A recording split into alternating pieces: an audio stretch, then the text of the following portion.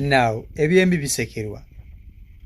Omukazi apamye mu mmotoka mbane munansonyi okukozesa ekigambo ekyo naye munange oluganda lwe lwaffe kale akoze pupu mu mmotoka si mu kaveera si mu kikebe wabula mu mmotoka awo ku mutto wakoze pupu enne emmotoka ng'etambula erimu ne banne abalala ye n'akola pupu.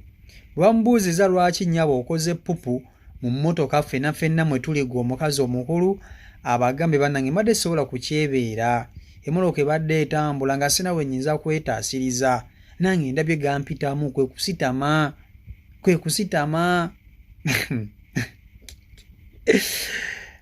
ebyembi bisekerwa. Mukazi mukulu nga bw'omulaba awo naye akoze pupu mu mmotoka andabikidde nga kadaama oba abadde balagawa oba abadde bagenda ku kisaawe oba abadde balagawa naye akoze pupu mu mmotoka nabo babadde nabo mmotoka kibaweddeko era kibabuuseeko. Munnaawe okukola pupu mu mmotoka ababuuza bannange bw'aba abakubanga mmwe nga mmwe abali mu mbeera gye mbaddemu mwandikoze eki. Kasooka nkutuuseko akatambi kano akoono omukazi owulire ekibaddewo ng'akoze pupu mu mmotoka. Ensasagge ebadde mu mmotoka bibadde ebirala nnyo. Vidiyo gimpereka like. Fulumyayo biwe ffe totupamira mugundi ate ne bbi mugyeyo mu ntebe yenna gw'opamye anti fuluma ffe tuwunyiriza wandigambye ne tukuwa akaveera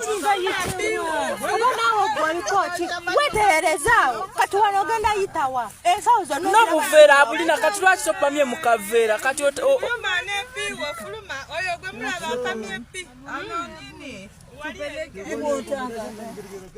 fulumayo naawe babajeeyo entebe ofulumeyo mugyeyo gundi ensawo yeefula zolo nga bw'opamye teweefudde zolo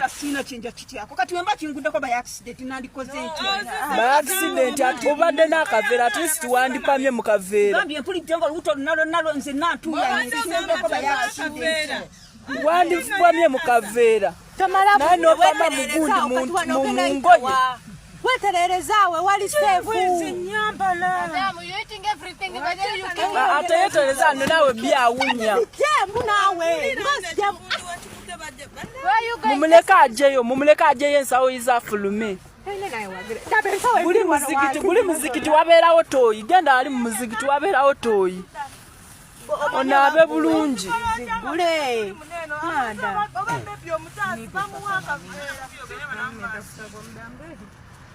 naye banaabyo ow'ekikulu ng'awunya nze obwedda ndina mutulo nga siwulira oli angambye gulawo emmotoka olungi nga nze sirina kyempulira nga ndi mutulo. eri yonna wali kulu sawo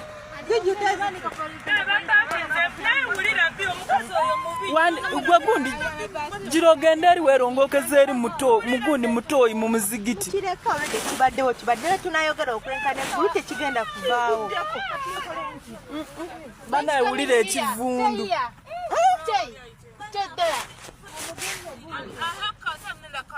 banawulira ekivundu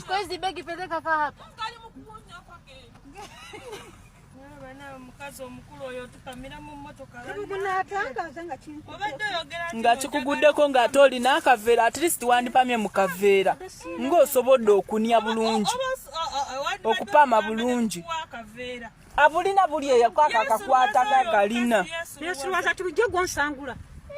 ate wandipamye mu mmotoka eguddeko problem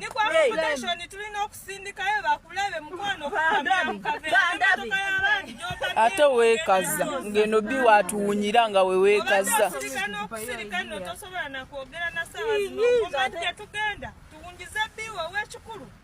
mala okubamu pafyumu mu mmotoka weetereze omaze obwo obudde bw'oliokozesa ng'okuyomba singa bw'okozesa okwerongoosa gwakusinze dda tewefuna naye mwandija emmotoka n'afuluma n'agenda ali mu muzigiti ne yeetereza bbiwe banaye ekivundu kitususseeko zizino ensawo mu butuku nga mulaba we tuli kwebamba we batya okuyitawo zizino agenda kuyita muno munagwe tunatukadinga byawunya bwati bannange tutukedi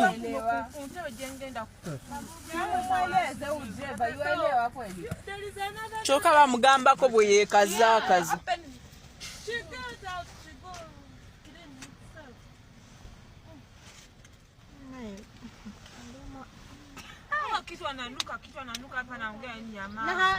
fulumayo bakugulidde eri fulumayo gwe fulumayo tufulumire biwo tumutwale opamye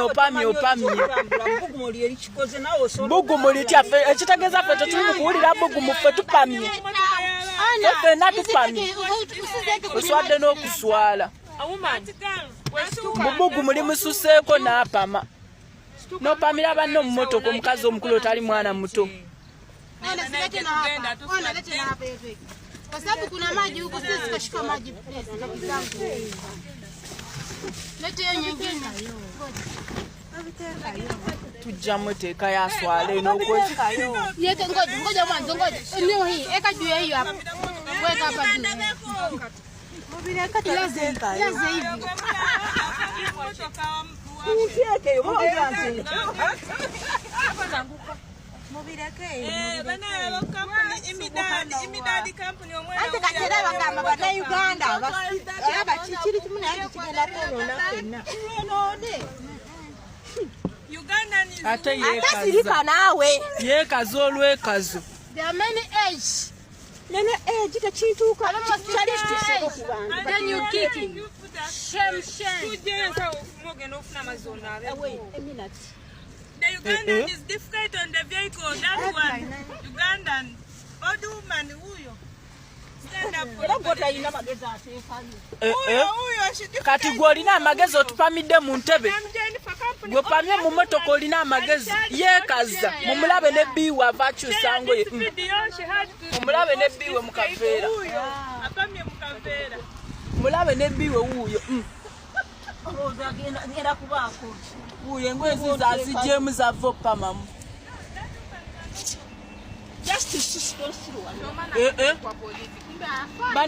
wuuyo apamye mu ngoye anti kati yefuula wa kabi yefuula omugezi ennyo ate yefuula y'omugezi ali mu kwefuula nga y'omugezi ate